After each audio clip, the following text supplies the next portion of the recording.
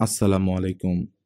আজকে শুনবেন নিরুদ্দিষ্ট সুকান্ত গঙ্গোপাধ্যায়ের কলমে এক ভিন্ন স্বাদের কাহিনী।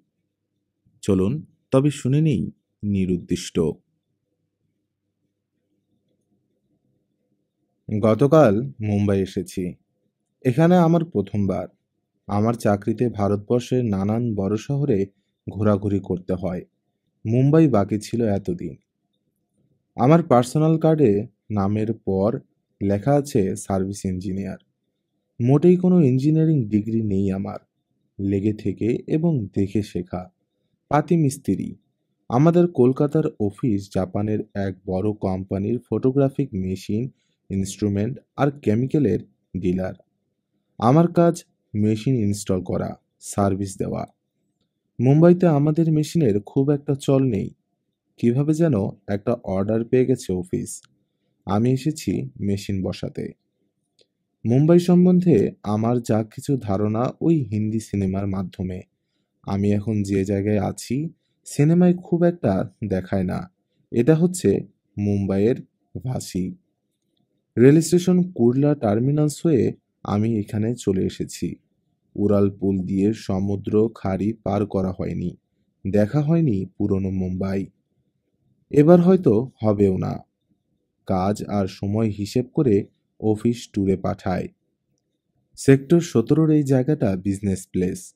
অফিস, রেস্তোরাঁ, দোকানে ছয় লাভ। তবে কোনো হইচই নেই। এখানকার মানুষ খুব কম কথা বলে। গাড়ি করে আসে, দরাদরি না করে জিনিস কেনে, চলে যায়। দোকানদার হাঁকডাক করে না। অদ্ভুত এক শিষ্ট নিস্তব্ধতা। অবশ্য ক্রেতাদের সঙ্গে আসা বাচ্চাগুলো সব জায়গার মতোই দুষ্টু। এরাই এই গম্ভীর পরিবেশের মধ্যে যা একটু রিলিফ। এখানে আরেকটা মুশকিল হয়েছে আমার। মানুষ দেখে চিনতে পারছি না কে কোন ভাষাভাষী। নিজেদের মধ্যে খুব চাপা গলায় কথা বলছে এরা। জোরে যতটুকু বলছে হিন্দি এবং ইংরেজিতে।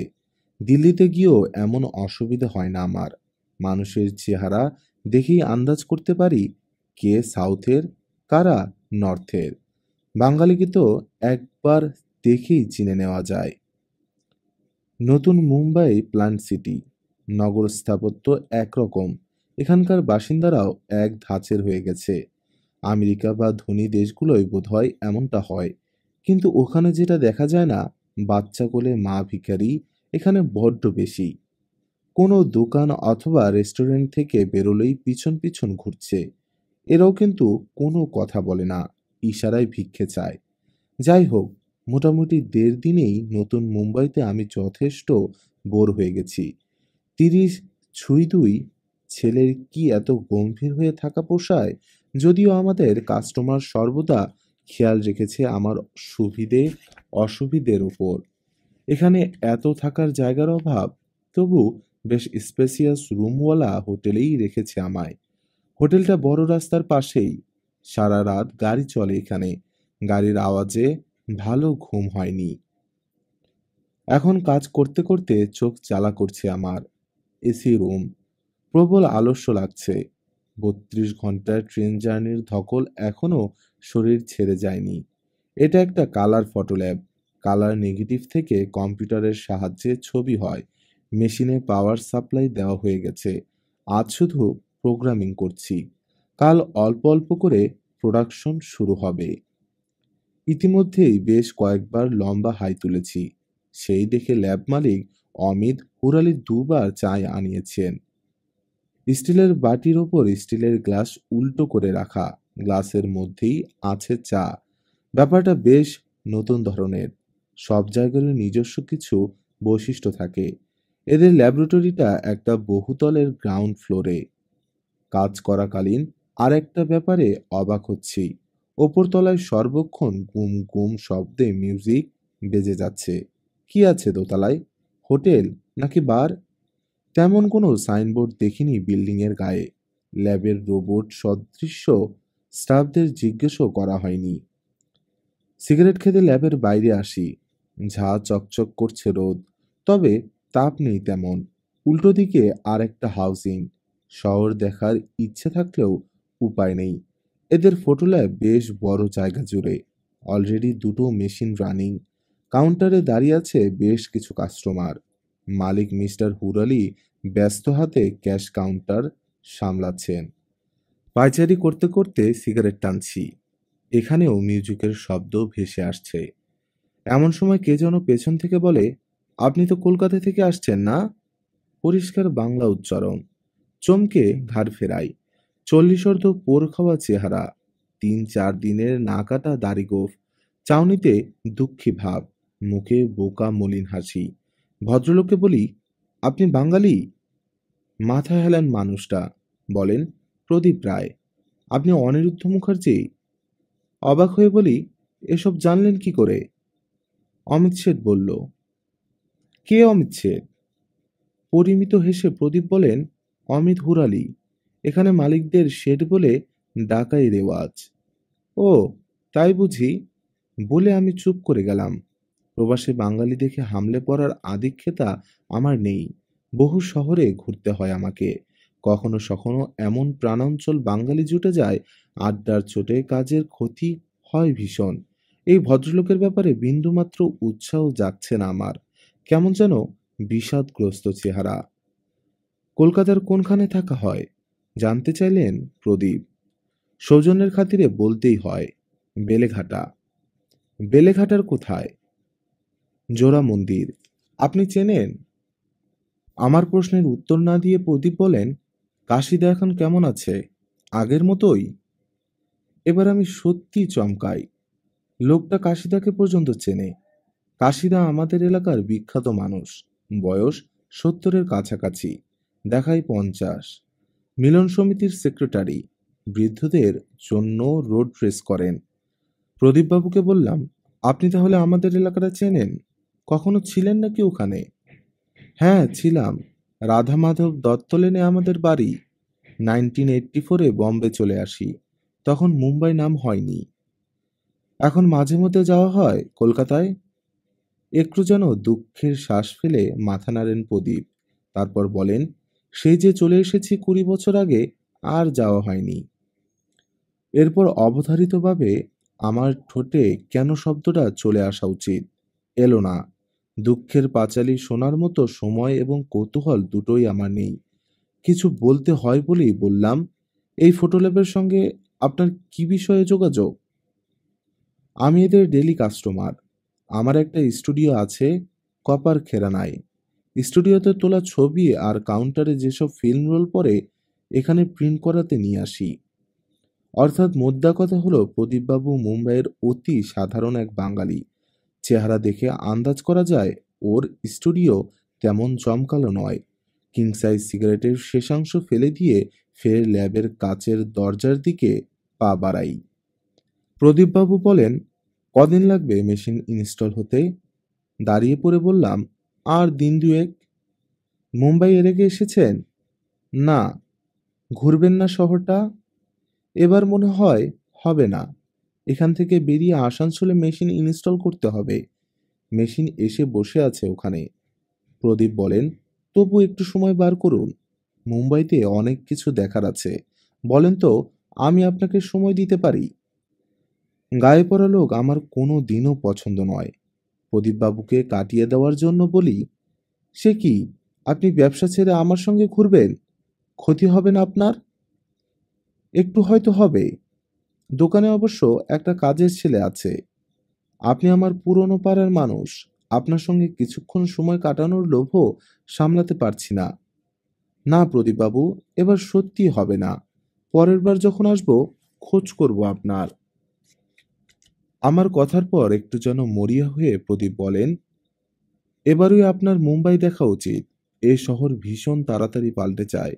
পরের বার যখন আসবেন, অন্য মুম্বাই দেখবেন। কথাগুলোর সঙ্গে দার্শনিক ছোঁয়া, এই টাচটা বাঙালি মাত্রই মেরে থাকে। হাসি হাসি মুখ করে ল্যাবে ঢুকে যাই। ক্যাশে বসে থাকা অমিত হুরালি সাহস্য মুখে বলেন, अच्छा हुआ एक बंगाली बाबू मिला आपको।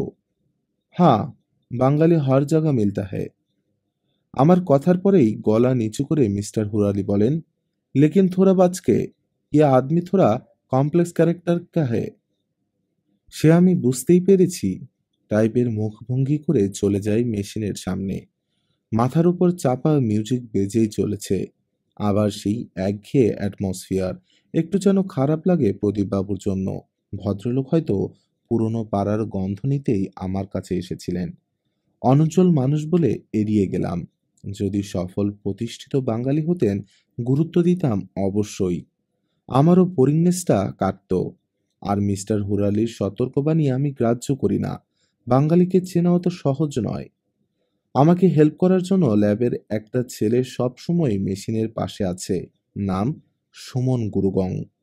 তাকে জিজ্ঞেস করলাম, ইয়ে মিউজিক হর টাইম কিউ বাজতা হে? ক্যা হে উপর মে?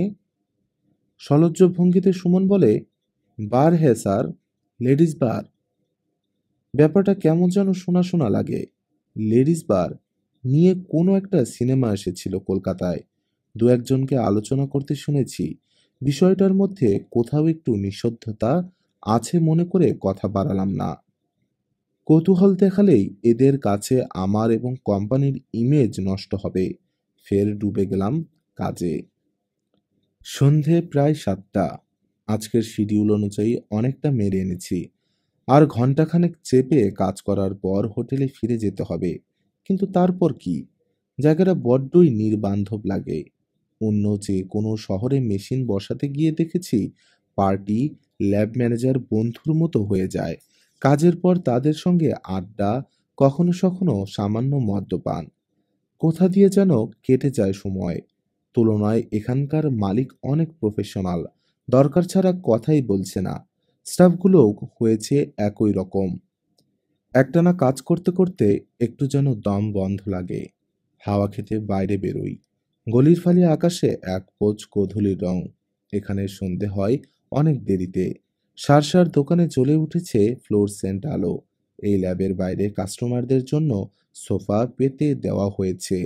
এখানেই বসে পড়ি। গলি বরাবর দেখতে পাই সুবেশাদের সাবলীল পদাচারণ। কিছুক্ষণের মধ্যেই গলি জুড়ে এসে দাঁড়ালো টাটা সুমো। গাড়ি থেকে নেমে আসে অতি সাজের গোটা ছয়েক মেয়ে। মেয়েগুলো কেউ শ্যামলা, কেউ বা ফর্সা।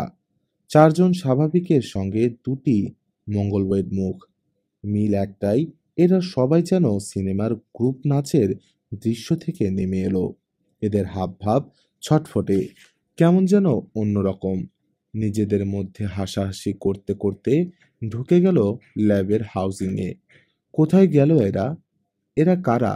কিছুই বুঝতে পারছি না। টাটা সুমো ব্যাক গিয়ারে বেরিয়ে যায় গলি ছেড়ে।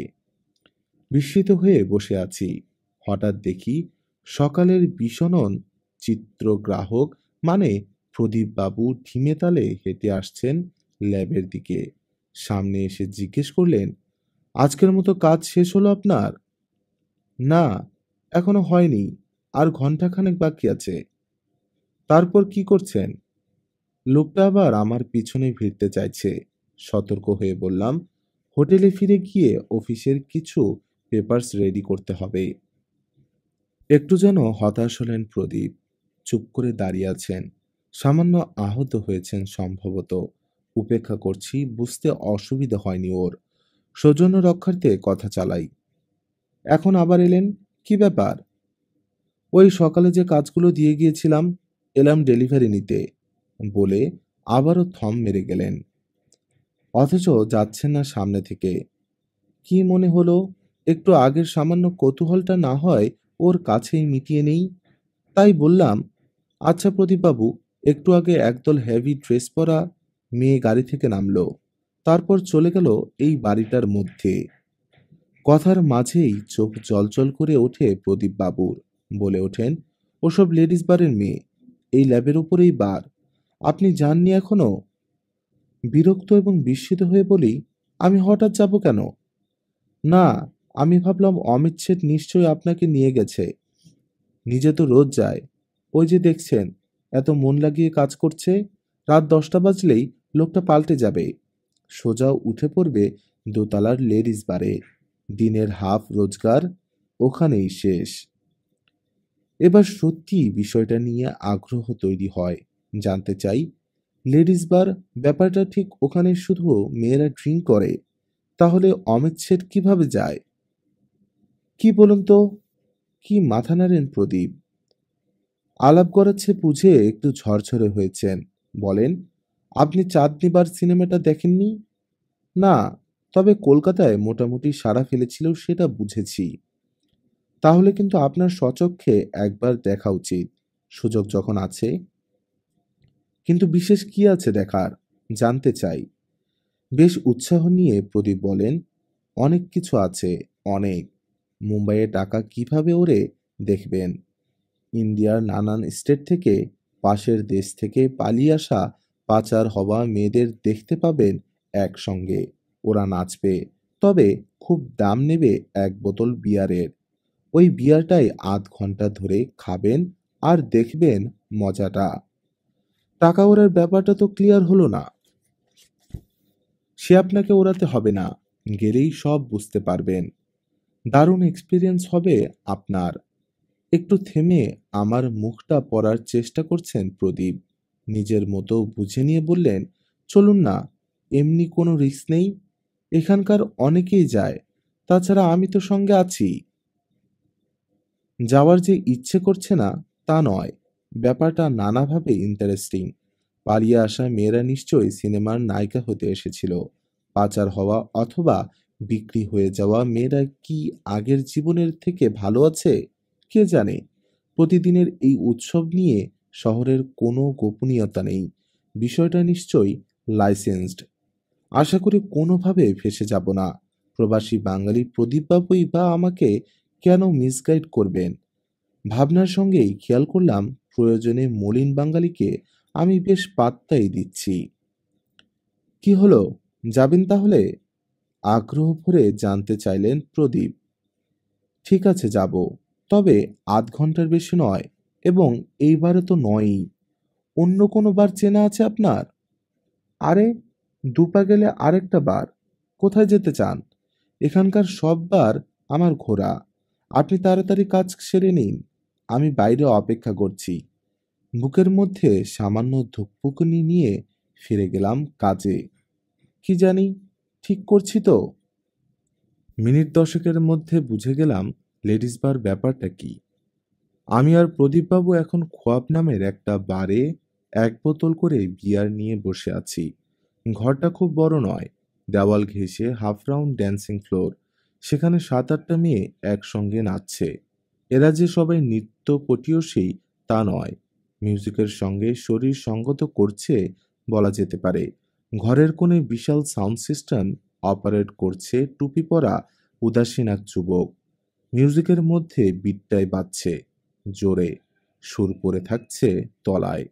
রিমিক্স নিশ্চয়ই। গানগুলো সবই সদ্য হিট করা হিন্দি সিনেমার। মেয়েগুলোর পোশাক খুব যে অশালীন তা নয়, দু একজনকে তো বেশ শ্লীলই বলা যায়। পোশাকে এক ধরনের রাজন নর্তকীর ভাব নিয়ে এসেছে। ক্রমান্বয়ে নেচে যাচ্ছে এরা। ক্লান্ত হয়ে দু তিনজন ভেতরের ঘরে চলে গেলে যোগ দিচ্ছে নতুন মেয়ে। মদ্যপায়ীদের দিকে বিশেষ ভ্রুভঙ্গিতে তাকাচ্ছে মেয়েগুলো। টেবিলের কাস্টমার নির্ভুল ইশারায় ডাকছে পছন্দ মতো মেয়েকে। নাচ ভেঙে এগিয়ে আসছে মেয়ে। লোকটি 10 অথবা 20 টাকার নোট দেয় তার হাতে, অনেকটা পেলা দেওয়ার মতো আর কি। মেয়েটি যখন একই কাস্টমারের কাছে বারবার টাকা পায়, খুশি হয়ে চুমু দেয় হাতে অথবা ঝুঁকে পড়ে কানে কানে কিছু বলে। পুরুষটি ঘনিষ্ঠ হতে গেলেই অদ্ভুত ছলনায় পালায়। এরকমই ঘটে চলেছে টানা। হঠাৎ প্রদীপ আঙ্গুল তুলে বলেন, ওই দেখুন, টাকা উঠছে। আঙ্গুল বরাবর দেখি প্রদীপবাবুর কথা অক্ষরে অক্ষরে মিলে যাচ্ছে। একটা মোটামতো বেসামাল লোক গলায় সোনার ভারী চেন, টাকার বান্ডিল ভেঙে উড়িয়ে দিচ্ছে ডান্স ফ্লোরে। মেয়েগুলো কুড়াচ্ছে না, একজন ওয়েটার নোট তুলে থালায় রাখছে। প্রদীপবাবুকে বলি, এখানে তো মারাত্মক গন্ডগোল লেগে যেতে পারে। মাতালটা যদি কোনো একটা মেয়েকে ধরে টানাটানি করে পেতে চায়, এত খরচা করছে যখন। মাথা খারাপ আপনার? সেসব ব্যবস্থা করা আছে। বেশি কিছু করতে গেলেই আড়াল থেকে বেরিয়ে আসবে বার মালিকের পোষা গুন্ডা, মেরে কাস্টমারকে ছুঁড়ে ফেলে দেবে রাস্তায়। কথাটা শোনার পর আমি মেয়েগুলোর থেকে চোখ সরিয়ে নিই। এদিকে প্রদীপ বলে যাচ্ছেন, ওই যে দেখুন, যে দুটো মেয়ে বা সাইডে নাচছে, লেহেঙ্গা চোলি আর জিন্স শার্ট টপ, ও দুটো অমুক রাজ্য থেকে আসা। ওর পাশে ওই যে শাড়ি পরা মেয়েটা, আপনার বাঙালি বলে মনে হতে পারে, সে কিন্তু আসলে অমুক দেশের। সামনের দিকেরটা শিওর ওয়েস্ট বেঙ্গলের। মুখের কাটিং দেখেছেন? আমি বলি, আপনি এত কি করে শিওর হচ্ছেন? আত্মবিশ্বাসী হাসি হাসেন প্রদীপ। বলেন, কতদিন হয়ে গেল বলুন তো মুম্বাইতে? এমনই কপাল এখানকার, খারাপ দিকটাই চিনলাম বেশি। আমাদের বিয়ার শেষ হয়ে এসেছে।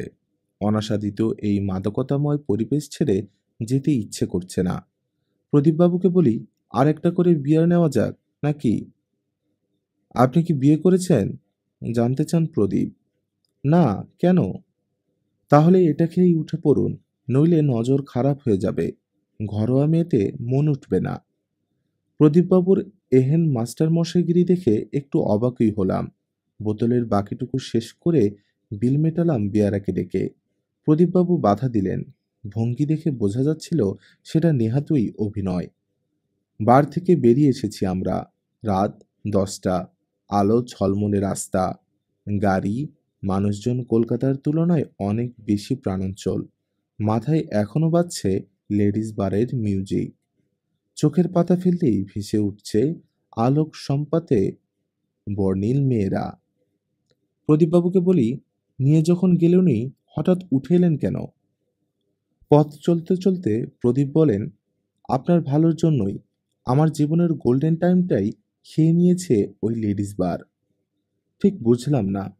বলবো, আছেন তো দুদিন, আবার দেখাও হবে। কাল একবার আসুন না আমার স্টুডিওতে। কাছেই তো, সেক্টর 22, স্টুডিও পুষ্পিতা। যে কোনো অটোওয়ালাকে বললেই নিয়ে যাবে। রাস্তা পেরিয়ে আমরা অটো স্ট্যান্ডে পৌঁছে গেছি।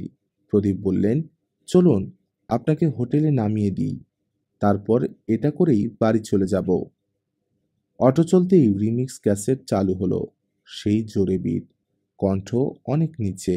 এখানে বোধহয় এরকমটাই চলে।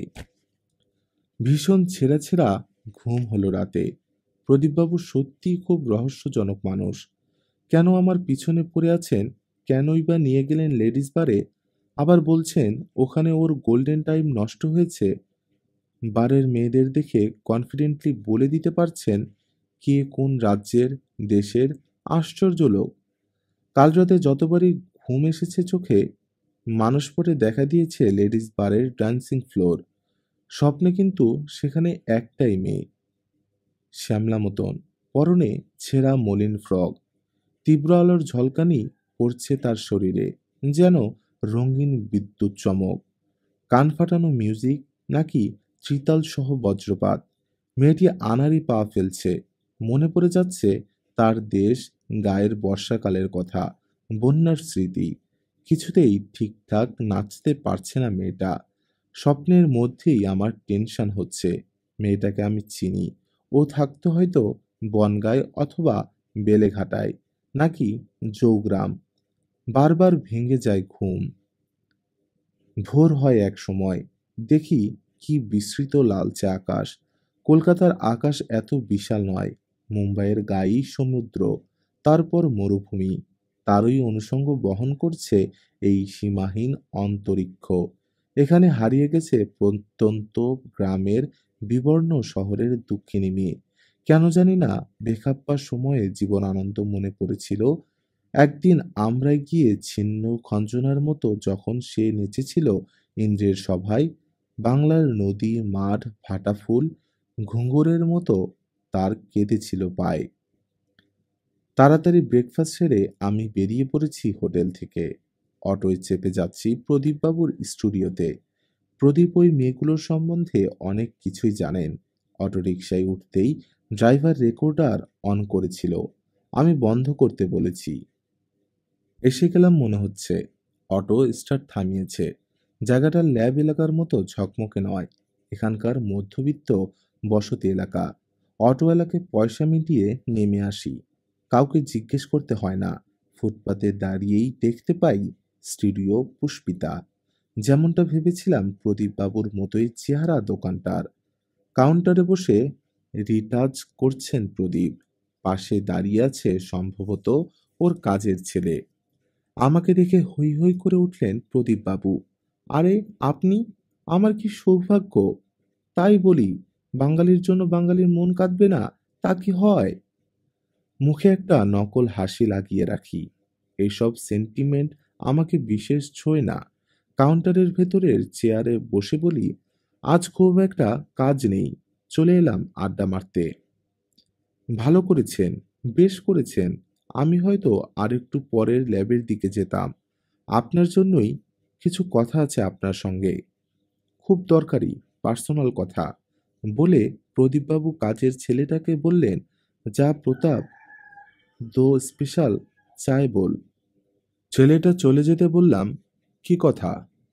সে পরে বলছি। আজ যাবেন তো? চোখ নাচিয়ে জানতে চাইলেন প্রদীপ। বুঝতেই পারলাম কোথাকার কথা বলছেন। মাথা নেড়ে না বললাম। তারপর গেলাম আমার আসল প্রশ্নে। আচ্ছা প্রদীপবাবু, আপনি কাল যেন কি বলেছিলেন? আপনার সুবর্ণ সময় নষ্ট হয়েছে। হ্যাঁ, লেডিস বারে। বলে থামলেন প্রদীপ। চা এসে গেল। চুমুক দিতে দিতে ওর দৃষ্টি হলো অতীতচারী। বলতে শুরু করলেন, কলকাতার কাকার দোকানে ফটোগ্রাফের কাজ শিখতাম। বাড়ির অবস্থা ভালো নয়। চেনা সূত্রে চলে এলাম মুম্বাই। এখানে এক ফটোর দোকানেই কাজ করতাম। কয়েক বছর যেতেই এই স্টুডিওটা নিলাম নিজে। তখন স্টুডিওর রমরমা বাজার। হাতে প্রচুর কাঁচা পয়সা আসতে লাগলো। আর মাথার উপর কোনো গার্জেন না থাকলে যা হয়, কুইক বকে গেলাম। তবে পাতি বাঙালি তো, লেডিস বারে দৌড় শেষ। প্রেমে পড়লাম বাঙালি নাচনেওয়ালির। এখানে বলে বারওয়ালি। রোজ যেতাম ওই বারে। ডেটার টিপস দিতাম ওকে। মেয়েটা কিন্তু ভালো ছিল জানেন। পরের দিকে বেশি টিপস দিতে গেলে এড়িয়ে যেত। সেজন্য দু একবার মার খেল মালিক পক্ষের কাছে। মালিক তো ওদের থেকে কমিশন পায়। থামলেন প্রদীপ। কাজের ছেলেটা কখন জানি আমাদের কাজ ঘেঁষিয়ে দাঁড়িয়ে মন দিয়ে গল্প শুনছে। ওকে ধমকে উঠলেন প্রদীপ। এ বিল্লে, ক্যা শুন রহে? কাম পে যা। ছেলেটার মুখে অসন্তোষ। চলে গেল ভেতরে। প্রদীপ ফের শুরু করলেন, যা বলছিলাম, মেয়েটার প্রেমে এত বিভোর আমি। কলকাতার বাড়ি থেকে চিঠি আসে। জানি কি লেখা থাকবে। টাকা পাঠাও। না পড়ে ছিঁড়ে ফেলে দিই। বহু চেষ্টায় অমুক দাদা তমুক মাসিক ধরে টাকা খাইয়ে মেয়েটাকে চক্কর থেকে বাইরে নিয়ে আসি। তারপর গণেশ মন্দিরে গিয়ে বিয়ে করি। কিন্তু হলে কি হবে? মেয়েটাকে নিয়ে যখনই কোনো বাজার হাটে পার্টিতে যাই, কেউ না কেউ চিনে ফেলে। ওকে দেখতে ভিড় হয়ে যায়। আবার অন্য একটা সমস্যাও শুরু হয়। মেয়েটার সংসার করার অভ্যাস নেই। ঘরে মন বসে না। স্কুটারে চাপিয়ে বেড়াতে নিয়ে যাই।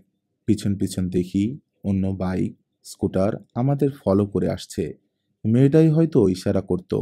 স্বভাব যাবে কোথায় বলুন? একটু দম নিলেন প্রদীপ। তারপর বললেন, একসময় ফেড আপ হয়ে ভাবলাম কলকাতায় ফিরে যাব।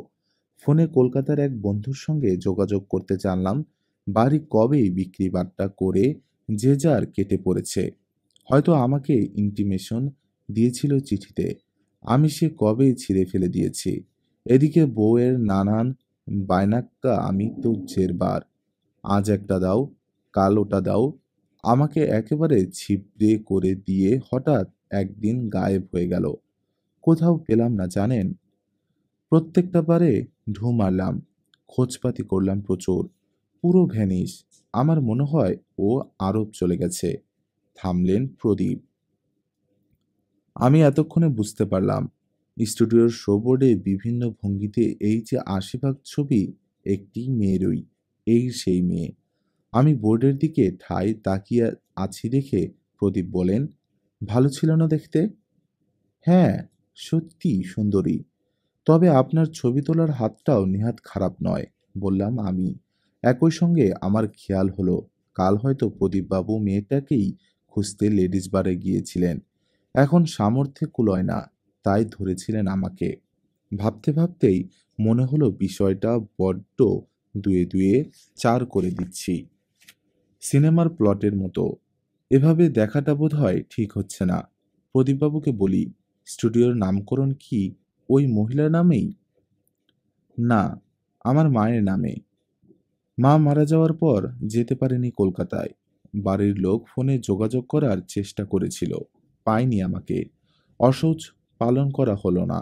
প্রায়শ্চিত্ত বলতে ওই নামটুকুই। লিজ নেওয়ার সময়ের নাম ছিল সান স্টুডিও। লিজ টাইম একই রইল। নাম পাল্টাতে নিল 20,000। ধরে নিলাম শ্রাদ্ধ শান্তিতেই খরচা করলাম।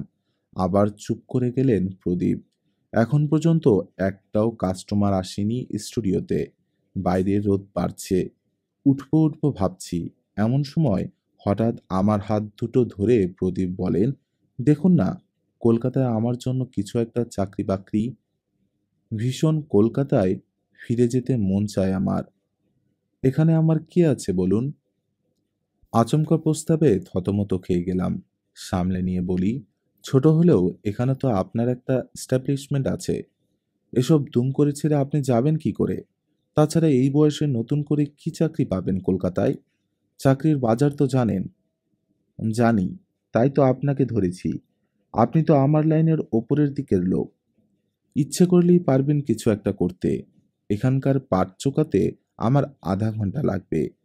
বলতে হয় বললেই বললাম। দেখি কি করা যায়। হাত ছাড়লেন প্রদীপ। কাউন্টারের ড্রয়ার ট্রেনে কার্ড বার করে আমার হাতে দিলেন। বললেন, এতে আমার নাম ঠিকানা সব আছে। কলকাতায় ফেরার পথে ট্রেনের জানলা দিয়ে ফেলে দেবেন না। আমি তো আপনারই পাড়ার অসহায় এক দাদা। শেষ কথাটায় কান্নার ছোঁয়া লাগলো। উঠে পড়লাম চেয়ার ছেড়ে। বললাম, এবার যে ফিরতে হবে। হ্যাঁ, নিশ্চয়ই, বলে আমাকে এগিয়ে দিতে এলেন প্রদীপ। আমার জন্য অটো ডেকে দিয়ে বললেন, আমি বেলার দিকে ল্যাবে যাচ্ছি, দেখা হবে। পরের দিন সকাল। আজ আর মেশিনের কোনো কাজ নেই। কাল রাত জেগে সব কমপ্লিট করে দিয়েছি। আজই আমার ফেরার টিকিট। কাল বিকেলের দিকে ল্যাবে প্রদীপ এসেছিলেন। উনি থাকাকালীন আমি বাইরে যাইনি। কাজঘরের ভেতর থেকে উইশ করেছি। ওকে এড়িয়ে যাওয়াই উদ্দেশ্য। তারপর কখন যে চলে গেছেন জানি না, কিন্তু আমার মাথা থেকে উনি যায়নি। আজ সকালে ঘুম থেকে উঠে হঠাৎ মনে পড়ল, আমাদের কেমিক্যাল সেকশনের চক্রবর্তীবাবু ম্যানেজমেন্টের কাছে অনেক দিন ধরেই একজন ফটোগ্রাফির কাজ জানা অ্যাসিস্ট্যান্ট চাইছেন। তুচ্ছ চাওয়া। ম্যানেজমেন্টের খেয়ালই থাকে না। আমাদের পদের ওজন বেশি। ফোর্স করলে রাজি হয়ে যাবে বড় সাহেবরা। তখন প্রদীপবাবুর নাম সুপারিশ করব। খবরটা জানানোর উদ্দেশ্যই এখন অটো চেপে চলেছি প্রদীপবাবুর স্টুডিওতে। ওকে তৈরি থাকতে বলতে হবে। কলকাতা থেকে যখনই আমি সিগন্যাল দেব, যত তাড়াতাড়ি সম্ভব যেন চলে আসেন। স্টুডিওতে এসে দেখি শুধুই ওর কাজের ছেলে। জিজ্ঞেস করলাম, मालिक कहाँ है? सेठ अभी तक आए नहीं, शायद घर पे होगा। ওরে বাবা, এই ছেলেটার কাছে আবার প্রদীপবাবু শেঠ। যাই হোক, ছেলেটার কাছে জানতে চাই, उनका घर कहाँ? आइरोली में। यहाँ से थोड़ा दूर जाना पड़ेगा। तुम जरा ऑटो ड्राइवर को পাতা পাতা দো। ছেলেটা তাই করে। স্টুডিও থেকে ফিরে আসার আগে আরেকবার সেই মায়া বিনির ছবিগুলোর দিকে তাকাই। হাসিটা সত্যি ভয়ঙ্কর সুন্দর। আমি এখন এক অন্য মুম্বাইতে। সরু গলি, টিনের চাল অথবা অ্যাসবেস্টাস দেওয়া বাড়ি, ছোট ঘুপচি দোকান, অনুজ্জ্বল পোশাকের মানুষ, উদম বাচ্চা, খোলা নর্দমা, হামেশাই মুরগি বেড়াল পারাপার করছে রাস্তা, অবিকল বেলেঘাটার খালপাড়ের বস্তি। অটোওয়ালা দূর অব্দি এসে দাঁড়িয়ে পড়ল। স্যার, यही आसपास का ही होगा, किसी को पूछ लीजिए। সামনে দিয়ে এই বসতির সঙ্গে মানানসই লোক যাচ্ছিলেন। প্রদীপবাবুর কথা বলতেই আঙ্গুল তুলে দেখিয়ে দিলেন বাড়ি।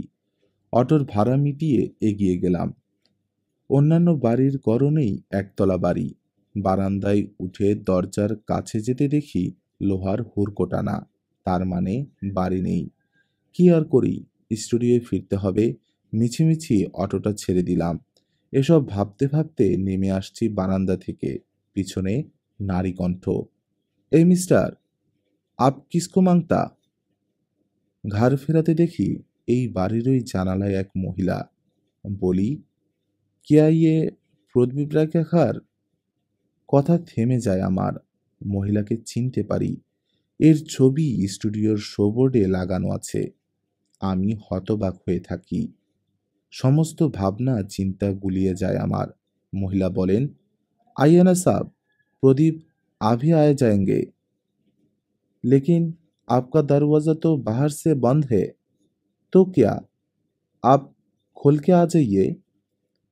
কেমন যেন সম্মোহিতের মতো দরজা খুলতে চাই। রাস্তা থেকে পুরুষ কণ্ঠ বলে ওঠে, ও সেট, क्या कर रहे हैं आप? পিছন ফিরি, দেখি সেই লোকটা একটু আগে যে প্রদীপবাবুর বাড়িটা দেখিয়ে দিয়েছিল। লোকটা সতর্ক করার সুরে বলে, राय की बीवी पागल है, इसीलिए तो राय बंद करके रखता है उसको। राय यही का ही होगा आसपास, इसीलिए ताला नहीं मारा। आप थोड़ा इंतजार कीजिए, चाहिए तो वो दुकान पर जाके। বলা শেষ হয়নি, লোকটাকে তার স্বরে গাল পাড়তে থাকেন প্রদীপবাবুর স্ত্রী। আমি ভ্যাবলার মতো দাঁড়িয়ে থাকি। পরিস্থিতি আমার হাতে ছেড়ে দিয়ে লোকটা চলে যায়। মহিলা আমাকে কাতর অনুরোধ করতে শুরু করেন। বারবার বলেন দরজা খুলে দিতে। আমি হিন্দিতে বলি, ঠিক আছে, আমি বারান্দায় বসছি। প্রদীপবাবু আসুক, তারপর যা ব্যবস্থা হওয়ার হবে। প্রত্যুত্তরে মহিলা হিন্দিতে বলেন, প্রদীপ ওকে কিছুতেই ছাড়বে না। প্রদীপ নিজেই একটা পাগল। এসব কথার মাঝে আমার হিন্দি উচ্চারণের কারণেই সম্ভবত মহিলা আন্দাজ করলেন আমি বাঙালি। তারপর পরিষ্কার বাংলায় বলেন, আপনি কলকাতা থেকে এসেছেন না? দাঁড়ান, আপনাকে একটা জিনিস দেখাই। মহিলা জানলা থেকে অদৃশ্য হলেন। সেই ফাঁকে আমি একটা ছোট্ট কাজ করে পালিয়ে এলাম। আমি এখন কলকাতাগামী ট্রেনে। প্রিয় মুম্বাইবাসী, আমাকে ক্ষমা করবেন। আপনাদের প্রতি আমি একটা অন্যায় কাজ করেছি। যে মুহূর্তে মহিলা জানলা থেকে অদৃশ্য হয়েছিলেন, আমি বারান্দায় উঠে অর্গলটা আস্তে করে খুলে দিই। দরজাটা যেমনকার ভেজানোর মতোই তেমনই থাকে। প্রদীপবাবু নাকি ওই মহিলা, কে যে অপ্রকৃতস্থ আমি জানি না, তবে দুজনেই অসফল অসহায় বাঙালি। আপনাদের বৈভব বৈচিত্র্যে ভরা শহরে ওরা ফের মিশে যাবে। একটু মানিয়ে নেবেন প্লিজ। এই ছিল আজকের গল্প, নিরুদ্দিষ্ট, সুকান্ত গঙ্গোপাধ্যায়ের লেখা। কেমন লাগলো গল্পটি? আপনার মতামত জানাতে ভুলবেন না কমেন্টে। আরও রহস্য, রোমাঞ্চ আর অন্যান্য গল্প শুনতে অবশ্যই সাবস্ক্রাইব করুন সাকিব স্টোরি লাউঞ্জে। সঙ্গে থাকুন আমাদের পরের গল্পে। ততদিন পর্যন্ত সুস্থ থাকুন, সচেতন থাকুন আর গল্পে থাকুন।